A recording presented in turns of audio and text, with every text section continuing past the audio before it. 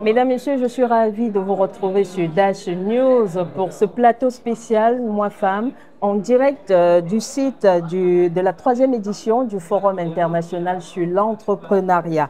Le thème, l'entrepreneuriat et l'innovation au cœur du développement. C'est une plateforme qui a permis de un peu plus de 200 participants. Question de parler dans le secteur de l'entrepreneuriat, et qui sait mieux que vous d'ailleurs, chers téléspectateurs, combien les petites et moyennes entreprises sont extrêmement décisives dans la politique de croissance d'un pays. D'où cette plateforme initiée par la délégation générale du Québec à Dakar avec ses différents partenaires, dont Dash Media.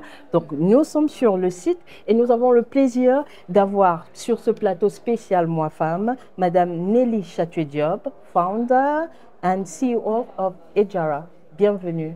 Merci, c'est un plaisir d'être ici avec vous.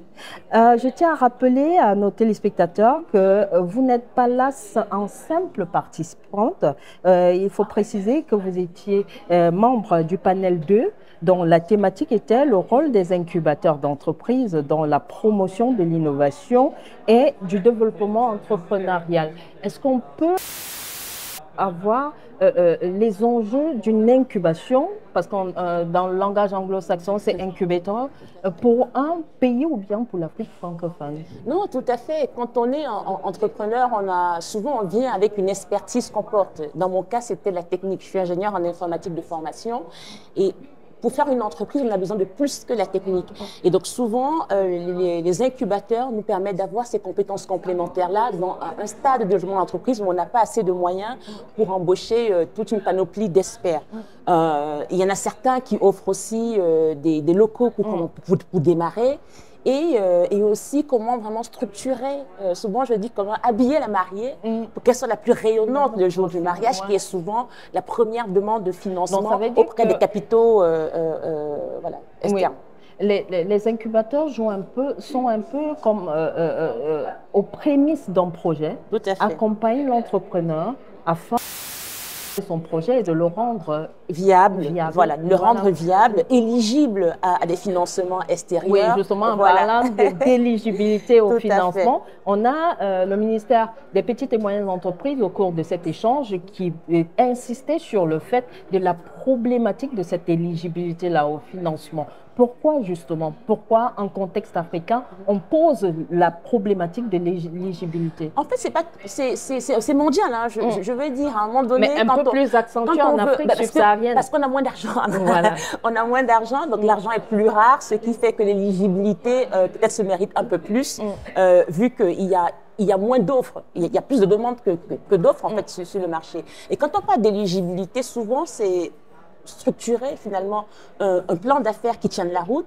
c'est savoir tenir une comptabilité, avoir, tout à l'heure, il y a un des panélistes qui disait, quand je demande à une start-up de quoi elle a besoin, j'ai envie qu'elle me dise visibilité, et donc peut-être c'est pas tant l'argent qui va pouvoir résoudre son problème qu'une exposition dans un média comme Dash, ou alors une publication dans un journal ou un passage à la télévision. Donc en tant qu'entrepreneur, très souvent, on est très rapide de dire « donnez-moi l'argent parce qu'on n'a pas, donnez-moi l'argent, je vais faire ce que je sais faire ». Et souvent, peut-être la réponse est « j'ai besoin de réaliser ça ». Est-ce que peut-être vous êtes expert en marketing, ou alors je fais un partenariat avec une école qui met à disposition des talents ingénieurs qui peuvent m'aider à développer la solution parce que eux aussi, ces étudiants-là apprennent. Est-ce que c'est dire qu'il y a des étapes que des jeunes entrepreneurs sautent carrément? Un oui, process bien sûr, qui est tronqué et parce que qui impacte sur la pérennité de ces entreprises. Tout à fait, tout à fait. C'est très facile, en fait, parce que être entrepreneur, c'est avoir des challenges tous les jours. Et si à chaque challenge, la première réponse est « j'ai besoin d'argent », sa réflexion et sa créativité dans le fait de trouver des solutions qui nous permettent d'avancer en dépit du manque d'argent endémique qu'on a en Afrique subsaharienne. Et en plus, vu que le contexte est ce qu'il est, il faut qu'on soit d'autant plus éligible pour pouvoir intéresser des financements extérieurs. Ejara, par exemple, ne s'est financé aujourd'hui qu'avec principalement des capitaux étrangers. Et donc, c'est l'enjeu aujourd'hui de nos startups. Quand on veut lever $1 million, 2, 3, 10 millions de dollars comme Ejara, on ne va pas trouver ça en local. Il y a 3 ans, vous ne pensiez pas non, non. En termes de levée des capitaux? Pas du tout. On imagine que peut-être même dans votre esprit de jeune entrepreneur, vous ne mesuriez même pas l'ampleur de ce que c'est. Ah non, pas du tout. Moi, j'avais des petites économies de 5 millions de francs CFA et je me suis dit, je vais démarrer avec mes économies et petit à petit, je vais trouver des clients qui vont me permettre de payer les charges et grossir très lentement. Et dans mon parcours entrepreneurial et le fait que j'ai toujours recherché énormément de conseils auprès de personnes qui savent, qui ont déjà fait ce que je veux faire, qui sont dans la même industrie que moi. Par exemple, j'ai beaucoup de jeunes aujourd'hui qui m'approchent et qui me disent comment on fait pour lever 10 millions? Est-ce que vous pouvez me présenter vos investisseurs? J'ai jamais fait ça personnellement. Je suis toujours allée voir les gens en disant j'opère dans la blockchain, vous connaissez pas la blockchain, j'ai envie de développer tel cas d'usage. Est-ce que vous pensez que c'est viable? Est-ce que vous pouvez me donner 5 minutes pour qu'on échange là-dessus? Très souvent, ils disent non parce qu'ils sont des personnes qui sont très occupées, mais la personne qui dit oui, on tire le fil jusqu'au bout. Et c'est pour ça que je disais, il faut être optimiste. Ne pas s'arrêter au refus ou au rejet des 100 personnes qui nous disent non, mais identifier la personne qui nous dit oui et tirer le fil jusqu'au bout. Au-delà de l'optimisme, peut-être axé sur cette résilience. Ah mais oui, mais bien sûr, mais bien sûr. Et d'ailleurs, ma première levée, c'est ça. Je demande à un expert, un Américain qui a un podcast, et il me dit, enregistrons le podcast ensemble. À distance, je suis au Cameroun avec mon internet, mon internet, Camtel d'ailleurs. Il est à San Francisco, il publie le podcast et quelques heures après, j'ai des investisseurs étrangers qui me disent « Are you raising funds ?» Comme ça. Aussi simplement. Aussi simple que ça. Vous avez joué de chance ou bien d'audace? On parle d'audace. Ah, mais j'ai dit of course. Je ne sais pas ce que c'était. J'ai dit of course. Et j'ai pris une semaine, j'ai appelé tout le monde pour dire de quoi il parle. En réalité, c'est quoi le pitch deck? Comment je fais? On parle de quoi et tout, et tout. En une semaine, j'étais prête, bim bam boum, j'ai envoyé. Et aujourd'hui, 3 ans plus tard, c'est l'histoire déjà. Non, il faudrait qu'on insiste là-dessus parce que dans l'imagerie populaire, surtout dans le secteur, si on prend, on va axé sur le genre. Si on parle des femmes, on a plutôt l'impression que sur le continent africain, ou bien même de façon globale, beaucoup de femmes se limitent en se disant, lorsque c'est inconnu, ça veut dire c'est verrouillé, je ne suis pas capable, ou alors si je ne donne pas des avantages en nature, je ne vais pas y arriver. Et en fait, déjà, je vais préciser, je suis maman, mariée, maman de 2 petits garçons, très heureuse en ménage, donc avantages en nature, ce n'est pas dans mon vocabulaire. et vraiment, c'est dans la tête. C'est pour ça que quand on veut entreprendre, c'est un marathon qu'on prépare dans sa tête. Il faut vraiment développer, déjà combattre ce syndrome de l'imposteur que nous, les femmes, on a beaucoup malheureusement, le combattre ardemment. On ne sait pas tout, mais être confortable avec le fait qu'on ne sait pas tout. Mais par contre, se dire, je suis expert dans l'entreprise que je crée. Et ça, je ne vais pas montrer, je ne vais pas être défaillant, je ne vais pas montrer de faiblesse, face même à des inquisitions. Face à mettre en avant ses craintes, ses oui, peurs, tout à fait. Et même faire preuve de répondant, parce qu'il ne faut pas se leurrer. En tant que femme, on fait quand même face beaucoup plus que les hommes à des contraintes. Voilà, à un regard un peu condescendant, à beaucoup de doutes. On est parfois jugé plus sur le physique, sur la plastique. Mais bien sûr. Et c'est pour ça qu'il faut vraiment qu'on développe cette carapace-là et qu'on soit au-delà d'être optimiste, comme tu l'as dit, Adrienne, développer cette résilience, cette endurance. Et c'est assez facile parce que quand on est passionné par son projet et en plus qu'on a autour de soi une équipe qui croit en cette vision, qui croit à l'impact qu'on veut avoir pour la communauté, ça devient très facile. Il y a 3 ans, lorsque vous imaginiez Edjara, vous revenez de l'extérieur. Bien sûr. Et il faut du cran pour revenir.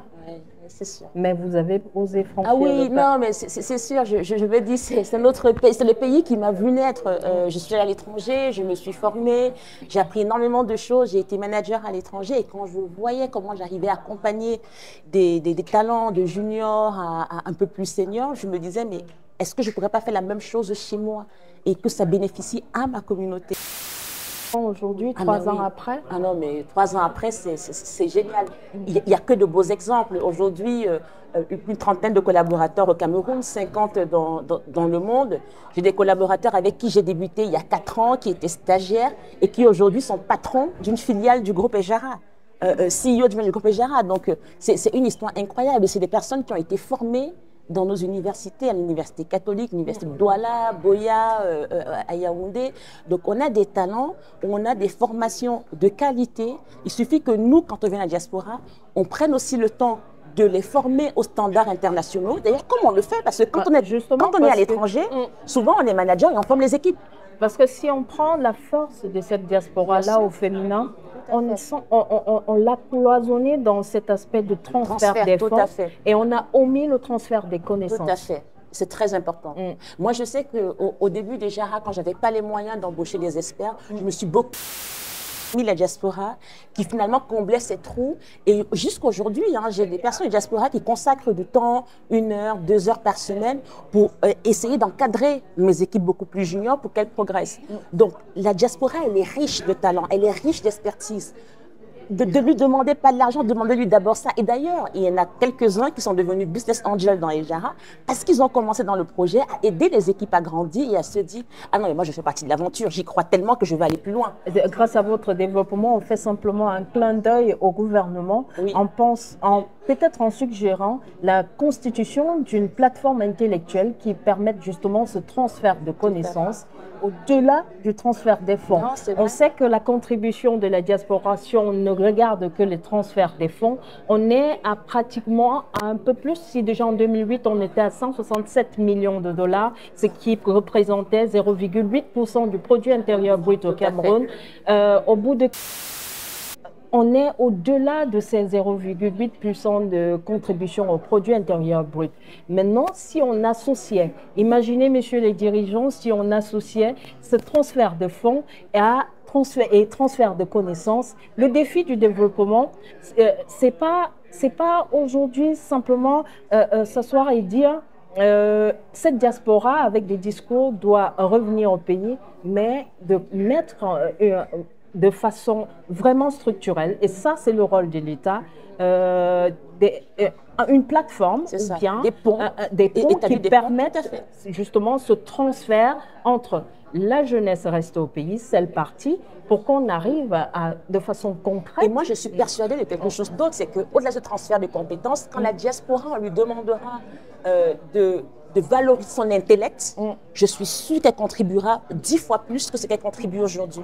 Parce qu'aujourd'hui, finalement, la rémittance, qu'elle fait de subsistance pour nourrir les familles, ce n'est pas vraiment d'investissement et d'épargne locale. Et aujourd'hui, quand on demande à la diaspora, on te respecte, on sait que tu es docteur en mathématiques dans ton domaine, voici une jeune start-up qui utilise des modèles mathématiques pour rendre beaucoup plus sécurisés nos barrages hydroélectriques. Il va s'impliquer intellectuellement, mais je vous promets qu'au bout de 6 mois, il va dire « j'investis où? Comment je mets mon argent? Où mon cœur est ?» Et c'est ce qu'il faut, c'est comme ça qu'il faut l'aborder. Ça, c'est toute la clé. Parce que si on parle de développement, il faudra à un moment donné aller au-delà du discours patriotique et mettre ce qui est nécessaire justement pour promouvoir. Maintenant, si on parle de l'entrepreneuriat féminin, quel est le regard que vous avez aujourd'hui sur ces jeunes femmes entrepreneurs? Déjà, moi, je les trouve... au Cameroun, on a la chance d'avoir des jeunes femmes très dynamiques comparativement à d'autres pays. Comme dans tous les écosystèmes, elles se limitent toujours un peu plus que les hommes. Mais déjà, je pense que le fait d'avoir des modèles un peu que je suis aujourd'hui, j'ai plusieurs jeunes entrepreneurs qui sont venus me voir en me disant le fait d'avoir vu l'exemple des JARA, ça m'a encouragée à me lancer et ça m'a permis de briser des barrières que j'avais dans la tête. Vous valez aussi bien que les hommes, il faut vous lancer, mais surtout, j'ai envie de leur dire, appuyez-vous sur la sororité. Souvent, nous les femmes, on ne sait pas, on a peur de travailler ensemble. Il y a beaucoup de femmes qui disent, moi je préfère travailler avec des hommes. Et ça a changé en fait. Travaillons ensemble. Il faut changer ce discours-là. Il faut changer le discours. Travaillons ensemble, que ce soit les médias, les startups, tout l'écosystème, parce que c'est ainsi qu'on va pouvoir avoir des femmes à toutes les strates et qui vont pouvoir dynamiser. Et surtout que de plus en plus, nos clients sont nos clientes. Je vois une application comme aujourd'hui, et JARA qui est une application quand même tech, finance, digitale, on a 40%. Et au niveau mondial, c'est une exception. Tout le monde me dit, mais comment tu fais ça? Au niveau mondial, souvent, c'est 10-15%. C'est parce que je suis une femme qui porte le projet. Et je pense que quand des clients viennent, elles veulent télécharger avec qui est la promotrice, Et elle se dit, ah ben c'est une femme. Donc du coup si elle a pu comprendre, moi aussi, je peux l'utiliser. Voilà. Et donc c'est très important. Et le dernier aspect pour les femmes, si vous êtes encore célibataire et que vous voulez être entrepreneur, choisissez bien votre partenaire de vie, je vous en prie. J'ai vu tellement de rêves brisés. Soyez sûr dès le départ de dire vos ambitions, d'assumer vos ambitions, parce que c'est très important d'être épaulé, d'être accompagné, d'avoir un super support système. Moi, je ne pourrais pas le faire sans mon mari s'il n'avait pas été ce support-là. Donc, si vous n'avez pas ce support système-là, vaut mieux être seul, parce qu'au moins, vous savez que vous êtes seul, mais ça ne sert à rien d'avoir, l'aspect, par exemple, de se mettre en couple limite certaines femmes, vous pensez? Mais non, ça limite. Quand les femmes n'affirment pas leurs ambitions et elles ne font pas le choix d'un compagnon qui peut accompagner ces ambitions-là. Au contraire, ça porte. Moi, je n'aurais jamais pu le faire sans mon mari. Il me porte au quotidien. À chaque challenge, il me dit, tu vas y arriver, tu peux aller plus loin que ça. Il nous faut des personnes comme ça. Et dans nos contextes, en plus, où souvent on est dans des systèmes un peu patriarcaux, où les hommes essayent d'avoir cette domignation-là, il n'y en a pas énormément qui arrivent à assumer d'avoir une femme qui a de l'ambition, qui est épanouie, qui avance. Donc, vous, les jeunes filles qui voulaient être entrepreneurs, il faut vous mettre en couple, c'est très bien, c'est génial, mais il faut être sûr que la personne que vous choisissez comprend vos ambitions et vous porte. Ça, c'est dit, hein, mesdames et messieurs. Je pense que le message est assez clair, surtout pour cette jeunesse ambitieuse, pour les jeunes filles qui veulent évoluer et peut-être s'imposer dans ce milieu-là. C'est un milieu extrêmement concurrentiel, mine de rien. Ça veut dire que non seulement il faudrait avoir une bonne dose d'audace, d'optimisme, comme vous l'avez dit, mais surtout d'endurance. Et aussi, c'est très important, puisque nous sommes à ce forum, on axe aussi sur l'innovation. Bien sûr, oui, bien sûr. Et il est important d'entrer dans un secteur, mais d'innover pour exister. D'apporter sa touche. Oui, sa touche personnelle Tout à fait. pour pouvoir exister. Maintenant, c'est à l'entrepreneur que vous êtes, que je m'adresse, puisque nous sommes au 3e Forum international sur l'entrepreneuriat organisé par la délégation générale du Québec à Dakar. Quel est, d'après vous, l'enjeu, vous qui êtes à ce forum? Comment considérez-vous cette plateforme? Je pense que c'est un excellent forum dans le sens où on a toutes les dimensions de l'écosystème représentées. On a à la fois des membres du gouvernement avec du ministre des PME et de l'économie sociale. Nous avons Madame la directrice de Camtel et Monsieur le DG de la CNPS, donc des acteurs, des entreprises publiques clés. Nous avons des entrepreneurs du secteur privé. Nous avons des personnes qu'on représente dans l'écosystème, Rebecca et Nonchon, des incubateurs présents. On a des banquiers, on a la Société Générale aujourd'hui. Et on a bien sûr, on a bien sûr toute la délégation du Québec qui porte un peu le projet. Donc finalement, tout l'écosystème est représenté. Et je pense que c'est comme ça qu'on fait avancer les choses, parce qu'on a au moins le sentiment que les messages qu'on passe sont compris, sont entendus par les gens qui doivent l'entendre. Et donc, même s'ils n'agissent pas aujourd'hui, demain ou après-demain, au fil de cette écoute, parce qu'on va toujours réitérer les mêmes messages, ils vont forcément agir. Et donc, un forum comme ça qui rassemble tous les pans de l'écosystème est fondamental pour qu'on puisse avancer. D'ailleurs, on a parlé de loi de finances 2021, on a parlé de garantie des PME, donc tout ça, même pour le public qui peut-être découvrait que ces mécanismes-là existaient, c'est très intéressant. Maintenant, si on vous demandait comme ça de nous parler de façon concrète, parce que beaucoup comprennent Ejara, mais on ne sait pas concrètement bien sûr ce que c'est. Mais c'est une application mobile qui permet à tout le monde, à partir de 1000 francs CFA, de pouvoir investir sur les marchés financiers de la zone CEMAC. Donc, acheter des dettes de l'État du Cameroun, du Tchad, du Gabon. Et ces dettes ont la particularité d'être doublement sécurisées. Première sécurité, l'État s'engage à rembourser. Et depuis plus de 15 ans que ce marché existe, il n'a jamais fait défaut. Deuxièmement, la Banque centrale des États de l'Afrique centrale, la BEAC, fait une autre garantie supranationale. Donc, elle met des mécanismes en place pour qu'en cas de défaut, les investisseurs soient couverts. Donc, c'est une épargne extraordinaire qui rémunère plus que les épargnes bancaires, parce qu'on est à minimum 5% par an, et peu de gens le savent. Et pourquoi? Parce qu'avant Ejara, pour pouvoir y avoir accès, il fallait avoir plusieurs dizaines de millions et montrer vous avez démocratisé en fait exactement, ce système. Et montrer patte blanche dans les banques. Et mais nous, on a démocratisé à partir de 1000 francs CFA. C'est très élitiste, oui. Tout à fait. Et la technologie, donc la blockchain, on l'a mise au service de cette démocratisation-là. Comment vous arrivez justement à percer dans ce milieu assez fermé, assez cloisonné? Je ne me pose pas la question. Je fonce. Je ne me pose pas la question, je fonce. Je fonce. Je disais, je suis allée voir à peu près normalement, tout le monde. A priori, sans vous couper, oui, bien sûr. Vous allez revenir. C'est un milieu assez macho, masculin. Ah oui, bien sûr. Ah, bien sûr. Déjà, la finance, c'est très masculin. Ouais. La technologie, c'est très masculin. Donc, j'ai vraiment choisi le masculin au carré. Eh bien, je joue de ma différence. Parce que je détonne. D'ailleurs, je mets toujours des couleurs très flamboyantes. Parce que de toute façon, ils savent déjà que je suis une femme. Donc, je ne vais pas me cacher. Je ne vais pas mettre un pantalon et tout en noir. Donc, je ne vais pas me cacher. J'affirme ma personnalité. Vous existez. Et j'affirme aussi ma différence. Et de toute façon, à un moment donné, les gens sont touchés par cette vision de l'entrepreneur qui veut créer de la valeur pour l'entreprise, parce qu'on veut faire de l'argent, mais créer aussi de la valeur pour la communauté. Et ça, tout le monde est sensible, parce que quand on y pense, c'est quoi une dette de l'État? Ça permet de faire quoi? Ça permet de construire les routes, les hôpitaux, les écoles. Donc quand la maman qui vend des tomates au marché ou le Ben Sikiner investit 1000 francs CFA dans la dette du Congo ou du Cameroun, qu'est-ce que je lui dis? Je lui dis, du coup, c'est toi qui aides à construire les routes. C'est toi qui aides à construire l'hôpital où tu vas te faire soigner. C'est toi qui aides à construire l'école où tes enfants iront. Et on fait un cercle vertueux où finalement nos économies peuvent être financées par la mobilisation de l'épargne publique, qu'elle soit forte. C'est le rêve que j'ai pour mon pays, pour la zone, et c'est ce pour quoi on travaille au quotidien. Dit comme ça, peut-être pour la citoyenne lambda, ça paraît assez hermétique, mais de façon concrète. Oui. Est-ce que vous pouvez... Oui, en fait, elle charge par mobile money 1000 francs CFA dans son application Ejara, et tous les jours, elle a ses intérêts qui sont crédités à hauteur de 5% par an. C'est aussi simple que ça, c'est une épargne. Est-ce que c'est pas... on ne va pas verser, par exemple, si on prend le cas le plus récent en Guinée, où on a eu deux plateformes, SVIP et VIP, deux plateformes qui ont...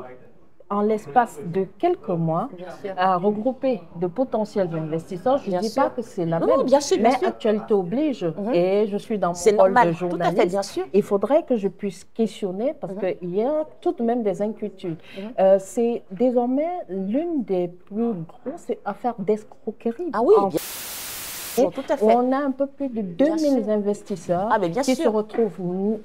Il n'y a pas de trace de bénéfices, ni des sommes investies. C'est en termes de plusieurs millions de francs CFA. Maintenant, je voudrais savoir, est-ce que c'est différent? Ejara serait différent de ces plateformes qui promettent une richesse immédiate? C'est une très bonne question. Une très bonne question. Et déjà, vous avez répondu à la question. Vous avez parlé de quelques mois, richesse immédiate. Souvent, ce qu'on voit, c'est que ces plateformes proposent des rendements mirobolants. On parle du 100% tous les mois. Et c'est impossible. Et pour le cas de la Guinée, ce sont des plateformes basées aux États-Unis. Voilà, tout à fait. Première chose. Deuxième chose, posez-vous la question, est-ce qu'elles sont régulées? Donc, Ejara, c'est un groupe. Nous avons au sein d'Ejara une entité, Makede Asset Management, qui est régulée auprès de la COSUMAF. Ejara a une entité aujourd'hui, parce qu'on n'opère pas qu'au Cameroun, d'ailleurs, on opère dans 9 pays en Afrique francophone, et nous sommes en train de nous exporter vers l'Europe. On a pris un agrément des marchés financiers français, l'AMF. On a un agrément aussi là. Donc, posez-vous la question, est-ce que c'est une entité régulée? On a 3 ans d'existence, 180 000 utilisateurs dans 9 pays, 10 pays aujourd'hui. Et finalement, les rendements qu'on propose sont facilement vérifiables. Souvent, les gens proposent des rendements, mais on ne sait pas d'où ils viennent. Moi, je vous dis, c'est la dette de l'État. Ce sont des titres émis sur les marchés financiers de la BIA. Tout le monde peut aller vérifier. Voilà. Le Tchad, et le Congo, le Gabon, régulièrement. Voilà, tout à fait. C'est une levée de fonds qui permettent justement de financer des projets. Tout à fait. Donc, c'est dit, et c'est important de relever cela parce que si on regarde, si on ne prend que le seul aspect de nos espaces marchands, il faut vérifier, les femmes sont les premières contributrices, les premières épargnantes. Bien sûr. Et il n'y a qu'à voir ce qu'elles font. Si on prend l'aspect des microfinances, combien elles arrivent, et si on prend aussi des tontines, bien sûr, ce sont les femmes africaines qui font... Et on a l'exemple, par exemple, de ces femmes au Tchad qui, regroupées dans un petit village, elles sont productrices d'arachides, mais elles ont réussi à se mettre ensemble et à lever un peu plus de 150 millions pour financer. Incroyable. Oui, ah ben oui. oui. Donc, c'est dire que on parlait de sororité. Ces femmes, même en milieu rural, ont le potentiel requis pour pouvoir exister. Maintenant, nous, sur ce plateau, nous avons l'ambition et nous travaillons à ramener des profils qui puissent éclairer chacune d'entre elles pour qu'elles ne puissent pas sombrer ou bien tomber dans les pièges de ces plateformes, justement. Et qui sait, les nouvelles technologies de l'information et de la communication, c'est vrai, de plus en plus, tout le monde y a accès, mais il y a des pièges qu'il faudrait justement éviter. On va sortir avec vous en vous posant simplement la question de savoir si on prend l'écosystème. Est-ce que vous pouvez nous parler d'un profil africain qui est féminin, une silhouette au féminin qui impacte sérieusement et qui suscite, qui vous a peut-être, que vous avez peut-être suivi comme modèle, même si vous n'avez pas suivi comme modèle, mais qui mérite que l'Afrique ou bien les femmes africaines puissent copier parce qu'on a un problème aujourd'hui au Cameroun. Le problème de modèle. À qui s'identifie la jeune fille pour pouvoir exister? Tout à fait. Bon, si je reste dans le domaine de la tech, c'est Rebecca. Rebecca Hénon-Champ, depuis l'étranger, je vois son profil, je vois ce qu'elle a fait depuis les années 90. Première femme qui crée une multinationale de ce type-là, qui travaille avec des entreprises aussi connues que Oracle, et qui décide quand même de revenir s'installer. Et s'installer quand même n'est pas facile. Et déjà, on se pose la question, mais qu'est-ce qu'elle a vu? Donc ça, c'est un modèle pour nous, les femmes dans la technologie en particulier, qu'on regarde et très émue quand je partage des panels et que je vois que je succède à Rebecca sur un panel et je me dis, dans le futur, il y aura peut-être sûrement des jeunes filles aussi qui diront, il y a 3 ans, il y a 1 an, j'ai vu Nelly et je pouvais y aller. Et donc, c'est ce qu'il faut qu'on crée. Et je voudrais aussi remercier et dire le rôle des médias. Parce qu'aujourd'hui, malheureusement, très peu de médias mettent l'accent sur nous, les femmes entrepreneurs. Doche Média, voilà, tout à fait, exactement. Nous sommes pour que les femmes et les minorités et on a besoin exister. de ça. Et on a vraiment besoin de ça en tant qu'entrepreneur. On a besoin de cette mise en lumière, de ce support, en fait, de ce support qui est plus qu'une visibilité, qui est un support moral et une validation de nous en tant qu'entrepreneurs. Donc, merci. Merci à Dash Media. C'est moi, je vous dis merci et merci pour votre brillante intervention tout à l'heure au moment du passage de votre panel. Mais Nelly, on va sortir en revenant en quelques mots simplement sur votre parcours arrivé. Oui. Je suis née, j'ai grandi au Cameroun et ensuite j'ai fait des études d'ingénieur en informatique en France. J'ai travaillé comme telle pendant quelques années. Et puis, je voulais être exposée au business, à la finance. Donc, j'ai fait un MBA à London Business School et à HEC Paris. Et suite à ça, j'ai bossé en banque d'affaires à Londres. Les 10 années suivantes, j'ai occupé des postes en conseil d'administration et comité exécutif dans de très gros groupes en France, que ce soit le groupe Casino, le groupe Darty-Fnac ou le groupe Betclic, où j'étais Chief Data Officer. Et voilà, donc c'est toujours dans des groupes où j'utilise la technologie au service de la création de valeur et les valeurs financières pour les entreprises et pour les compagnies dans lesquelles j'opérais. Et donc, mes spécialisations, c'est l'intelligence artificielle et la blockchain. Et donc, il se trouve que j'ai marié tous mes amours, l'intelligence artificielle, la blockchain et la finance pour créer Jara. Dans tous les cas, ça veut dire que vous avez évolué dans votre couloir. C'est ça. Vous proposez ce qu'il y a de mieux en y mettant votre touche. Exactement. Et c'est pourquoi on a parlé d'innovation. Ma touche est la touche féminine. Nelly Chatoué-Diop, founder and CEO of Ejara.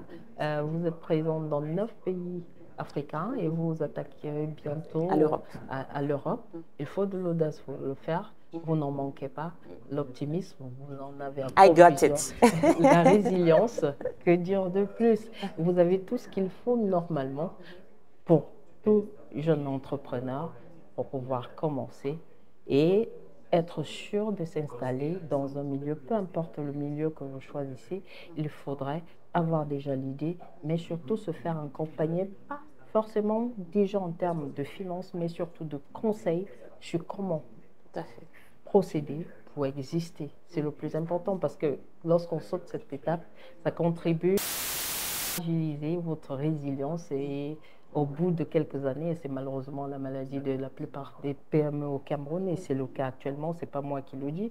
Il n'y a qu'à regarder le site du ministère des petites et moyennes entreprises. Au bout de 3-4 années, certaines PME ferment boutique.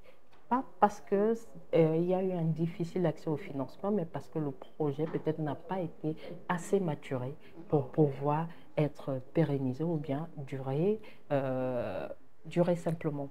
Donc, Nelly Chatué-Diop, merci d'avoir été l'invitée de Moi Femme pour ce plateau spécial sur le site de la 3e édition du Forum international sur l'entrepreneuriat qu'accueille la ville de Douala. 2 jours d'échanges, partenaires l'État, les partenaires privés et les jeunes entrepreneurs, une initiative de la délégation générale du Québec à Dakar et ses différents partenaires. Mesdames, Messieurs, merci d'avoir été des nôtres. Au revoir. Merci, au revoir.